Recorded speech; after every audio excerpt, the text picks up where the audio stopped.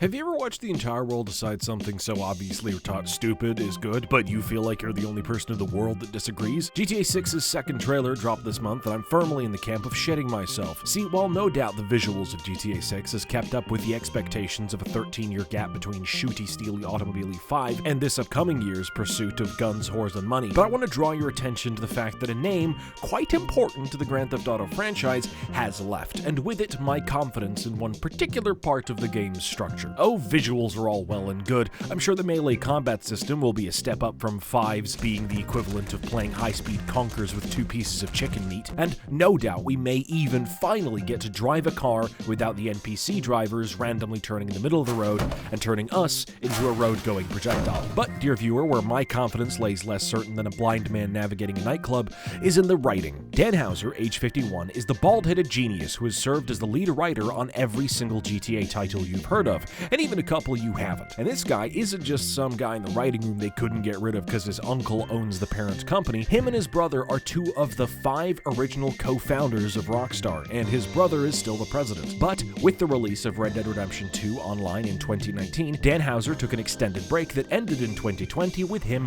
resigning from Rockstar. This should concern most people since he's the man who's had the consistent and high-quality vision to bring the original stories from the GTA franchise to life. He served as the executive producer on LA Noire, he was the lead writer on Red Dead 3, see, it's the third, don't call it Red Dead 2, because Red Dead Revolver makes Redemption the second, and he was the lead writer on Vice City, San Andreas, GTA 5, and Liberty City Stories. Now, while no doubt the remnants of the creative team that thought of such amazing plot lines as 2 British people hire a Canadian to attack random celebrities are left behind to conceive of new batshit nonsense, the extended break following immediate resignation is a bad sign. It means that if he had any knowledge to pass on to the team, it's unlikely that he transmitted it, and much like a man with diarrhea leaving the toilet before finishing, the signs are there. If you want to see what I mean, watch one of the new trailers with your eyes closed and your ears open. Did you do it? Did you get what I mean? Oh, okay. If you're slower than a Gillis family member, let me spell it out. Let's go all the way back to the release of the first trailer for GTA 5, November 2nd, 2011. Before the trailer has even started, staring at the parental warning at the start, Michael hasn't just already started talking, he started telling us what type of guy he is. Why did I move here? I guess it was the weather. He's reflecting on why he moved here, and he says, I guess it was the weather. Immediately, the soundtrack hits with rushing waves of a beach, a synth, and a groovy beat that'd make any grandpa start nodding his head. No doubt here is somewhere warm with a beach. What's even more interesting is the way the voice actor delivers Michael's next line. Listen. Or I don't know, that thing, that magic. Besides the needle drop on the word magic bringing you straight into the world at a brisk Mach 1, we know Michael was looking for something ineffable. He wasn't really looking for a warm place, he was looking for something beautiful, and maybe even spiritual, the exact nature of which is revealed in his next line. You see it in the movies. The man likes movies, and is at least naive or gullible enough to buy, to some extent, the glitz and glamour of the silver screen, the beauty and pomp of Hollywood, or in this case, Vinewood, its eccentricities, its magic, for lack of a better word. But what's also key is that Michael isn't describing anything concrete. He's describing a feeling and fumbling for the words for it. This tells us that he's not practiced at self-reflection, but he's trying. He started out with a quick dismissive answer of the weather, and is now moving through to something more poetic. And once he's found a decent enough explanation, he gives us the why of his moving here. I wanted to retire from what I was doing, from that line of work. Be a good guy for once, a family man.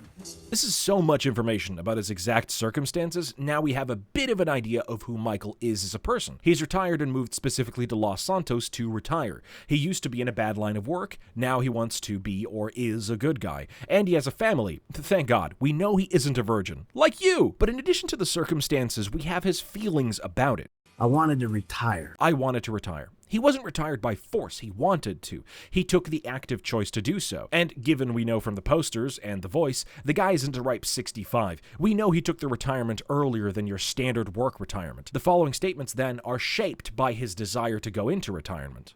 From what I was doing, from that line of work.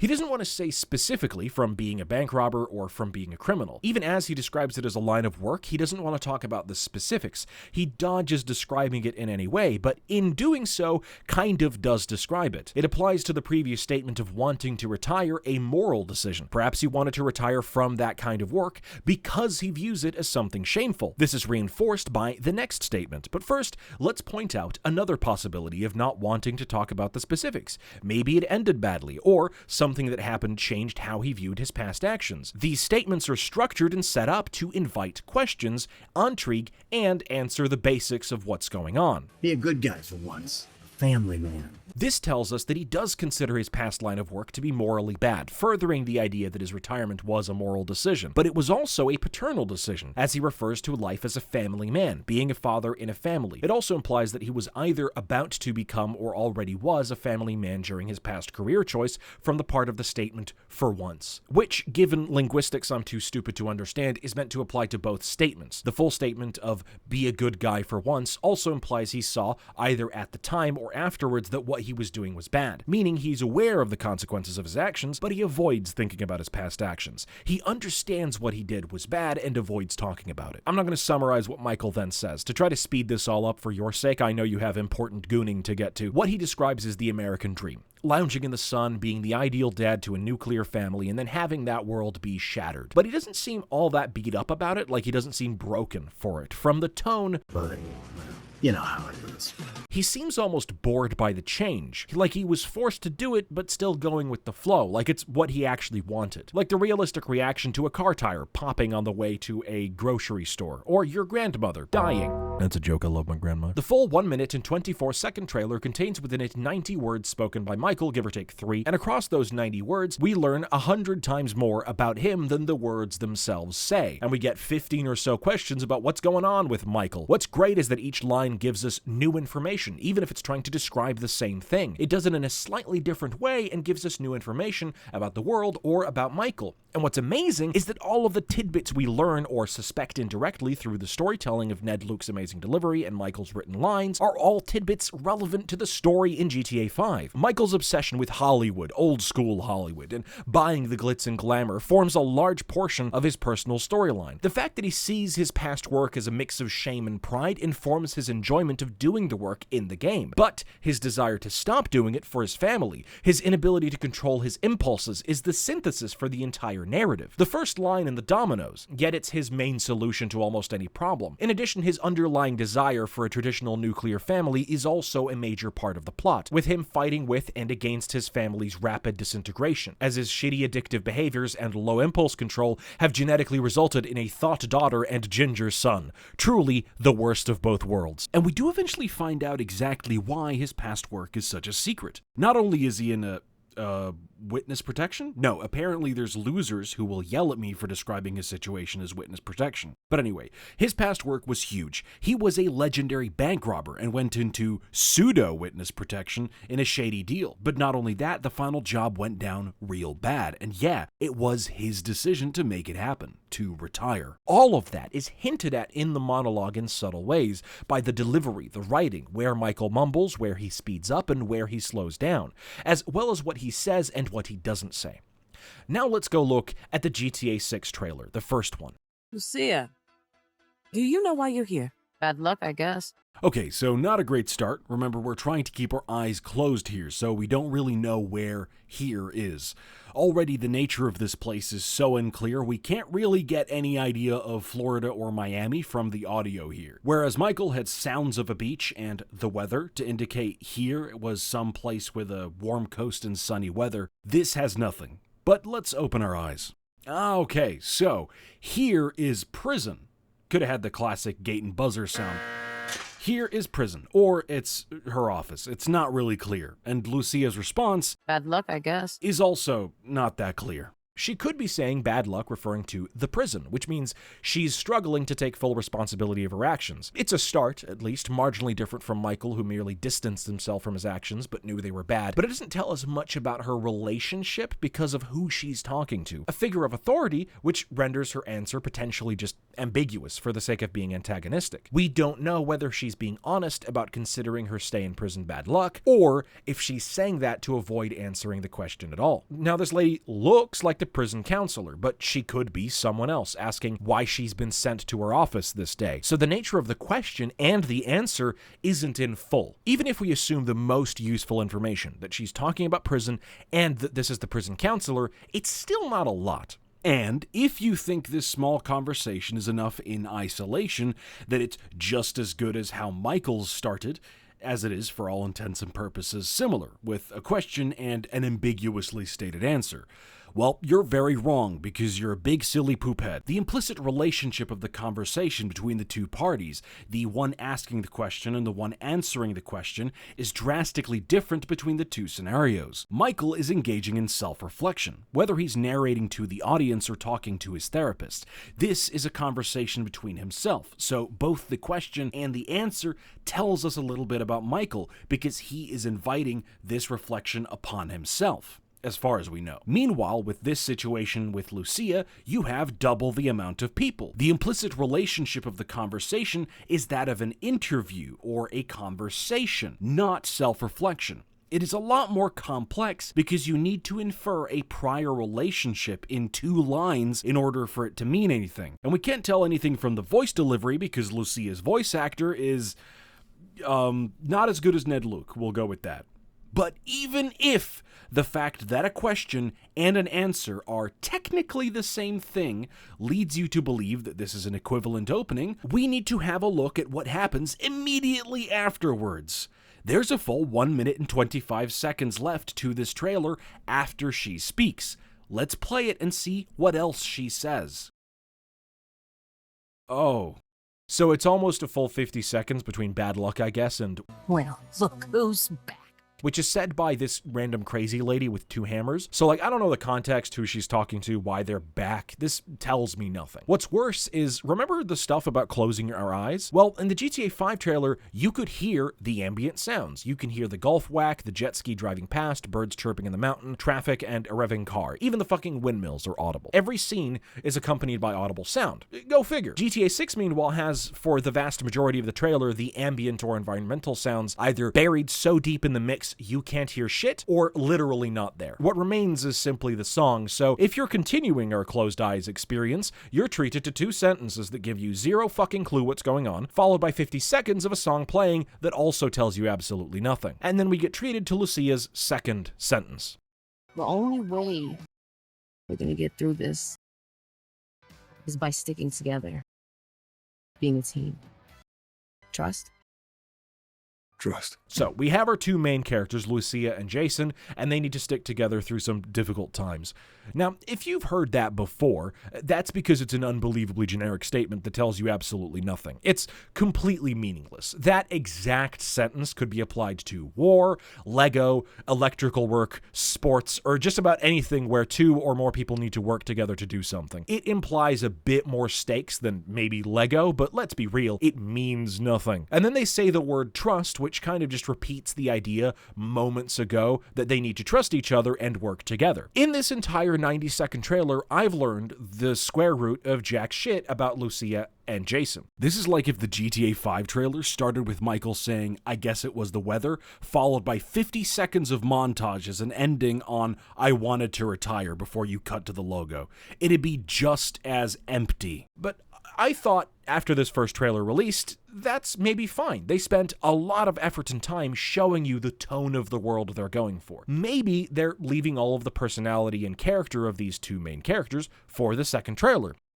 And then I watched the second trailer. It opens better, but strange. It feels like this is going to be a much longer conversation in the game, but it's cut up so weirdly in this that it feels a bit like off or disorienting. This guy walks away from his car, clearly having just driven here and gotten out. Then asks Jason what he's doing. Jason says he's fixing some leaks. The man then implies Jason doesn't pay to stay here and he is paying tenants he could help. Then Jason asks, is that all you came here for? And then, as if we skipped a full minute of dialogue, the guy is now getting back into his car saying, just get me my checks. Now, what this could imply is a decent amount about Jason's circumstances. Jason doesn't have money, so he uses his talents as a handyman to repair stuff, so this guy lets him stay for free. In addition to this, Jason gets him his checks, which seems to mean extorting people for money based on the following scene. But what Jason feels about this, what he desires, wants, how he thinks about those desires and wants, and what drove him to this position, left utterly unanswered. Michael's monologue began with us learning about Michael's feelings about Los Santos, and in doing so taught us a bit about what type of person he is. Then we got to learn more about his circumstances as a retired dad in a big house and a family. Here,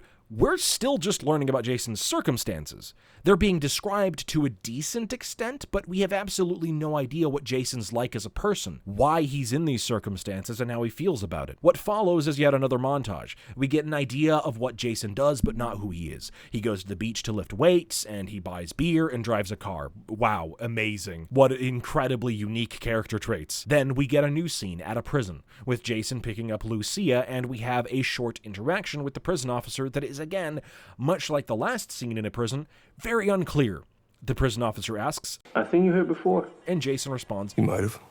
which doesn't really tell us a lot. His short and simple answer could be just trying to move things along, or it could be him referring to some relationship he has with the police officers. But what's most obvious is visitation or a previous stay. Either he's been in the same prison, meaning this is a co-ed prison, hot dang, or he's just visited Lucia a few times, which, given they clearly have a prior romantic relationship, seems extremely likely. So it doesn't really tell us much. What follows after that is a montage of Jason and Lucia hanging out, together with context-free, meaningless statements of action. They're all fine in isolation, but they're here in place of any indication of who or what these people are like. Then we get tidbits talking about their situation or repeating the idea that they're in it together. The new beginnings.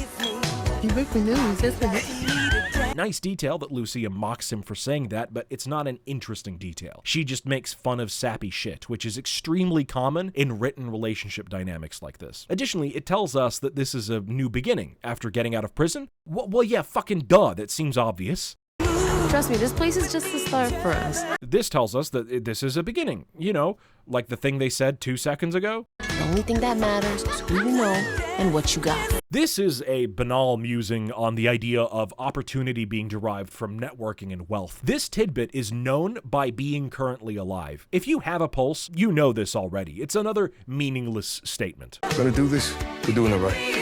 Oh my god, would you look at that? It's another mention of the fact that they're in it together, like the thing the first trailer ended on, twice. Let's do it a third time. This one has even replaced the literal words of doing it together and us with a visual depiction of them holding hands instead. Yo, D, this full effect? Paired with the frame-by-frame analysis of both trailers leading to people thinking Jason might be an undercover cop, this is the closest we get to an actual explicit indication of that fact in the trailer. This guy's a Fed, being something that's repeated in criminal shows ad nauseum, but even so, that's a detail about Jason's circumstances. Again, what does he feel about it? They got your name, address, they got everything. Okay, so people know who they are and where they are. Cool. Without knowing who knows that, or why they know it, or why it's bad that they know it, this also is meaningless. You and me, Lou. We got this. Oh my god, would you believe it? They're in it together and they got it! We got it. Yes, you do! And that's the end. We learned nothing. GTA 6's second trailer has 15 more words than Michael's monologue. But what it does with those words is at least a 15th as much. It's amazing how inefficient the dialogue is. You could have cut the entire conversation between Jason and his landlord to just, you know, if you have time on your hands, I have paying tenants. And we would have understood everything we need to from him hammering on the roof. Instead of having Lucia just say bad luck, I guess, we could have framed the entire conversation with the prison counselor around stuff Lucia had done in the past related to the footage we see, and see how Lucia reacts to those things being brought up, so we could get an idea of what she's like.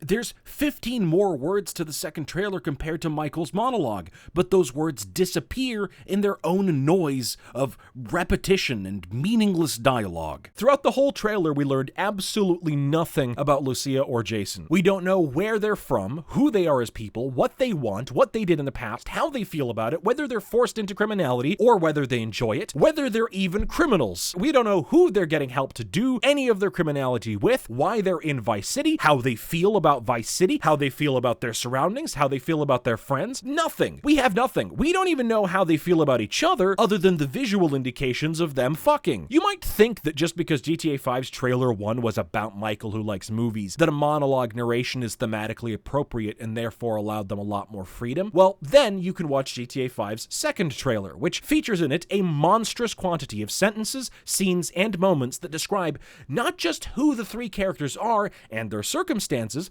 but what they're like, what their relationships are like, and what their desires are. Or you could compare it to GTA 4's first trailer, which also remembered to have sound for the environments it was showing off. What fucking amazing technology we lost between 2008 and 2025. Terrible. It's like the moon landing. Now, admittedly, it does take a while before Nico starts talking, but from 30 seconds until the end of the trailer, Nico tells us indirectly or directly that he's got a bleak outlook on the world, he's a murderer and a smuggler and a human trafficker, and he's searching for an opportunity to leave that world behind in Liberty City. It's not as descriptive as GTA 5's trailer 1, I admit, but it gives us a pretty good idea of who Nico Bellic is and why he's like it. The second trailer furthers that by quite a bit, giving us snapshots of Nico's upcoming journey through Liberty City that will happen in the game. Not a complete picture, obviously, but enough to get a decent idea of the nature of what's going on. GTA 6 gives us no such idea. It's just circumstances and people and meaningless statements. Their plans, desires, wants, needs are utterly unknowable, other than these two desperately needing to stick together like the pages of a Playboy magazine, and this man's desire to fuck anything. This is terrible. It's bad. I don't know who Jason or Lucia are. The idea that Jason is generic isn't innately boring, but you gotta do something with it. Another Jason was technically generic, Jason Brody, a generic Cali asshole trust fund kid, but he was interesting because of what happened to him and the scenario he was put in,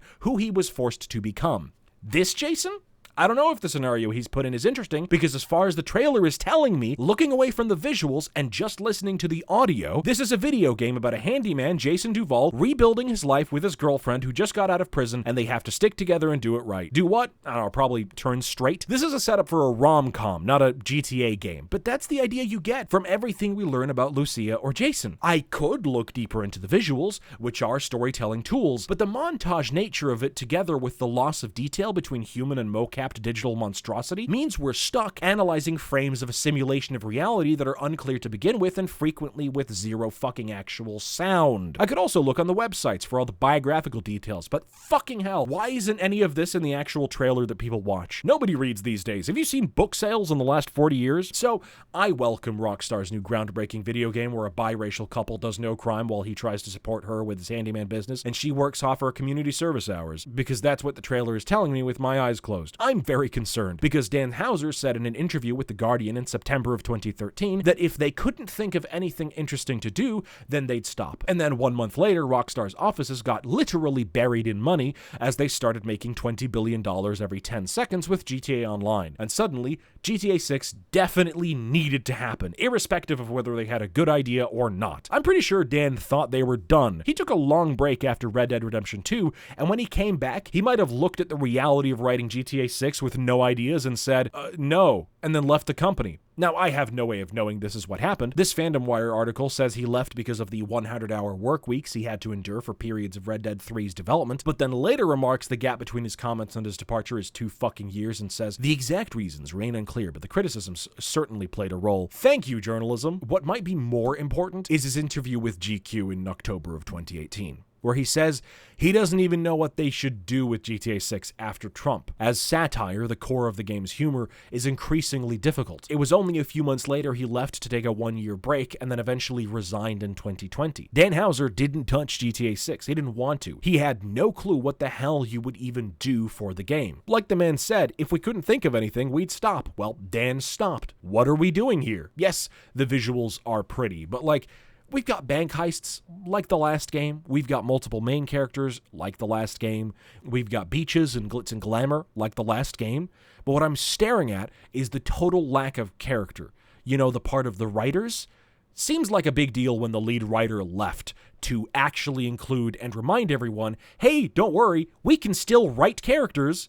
To make the trailers this soulless after your lead writer left might be a sign that you lost all the talent to write things good. I'm not seeing a single figure here that I haven't seen in 100 other games before, Lucia and Jason included. This is why I'm so scared about GTA 6. With Dan Houser leaving, I fear the writing team may be more staffed with this shitty new school of writers who don't get it. They don't get the point of stories, why they're fascinating. It seems this new age of writers don't know how to make characters larger than life. They can only make them believable and real. And don't get me wrong, a cage-fighting Latina who links up with a big buff white dude is very believable. But is it larger than life? Is it bigger than us in the way that Trevor and Michael was? No, not really. The circumstances may be exceptional. I don't know what the fuck is going on with this fist fight in the wheel well of a plane, for instance. But as far as I can tell, the people we're going to be following through those circumstances aren't exceptional.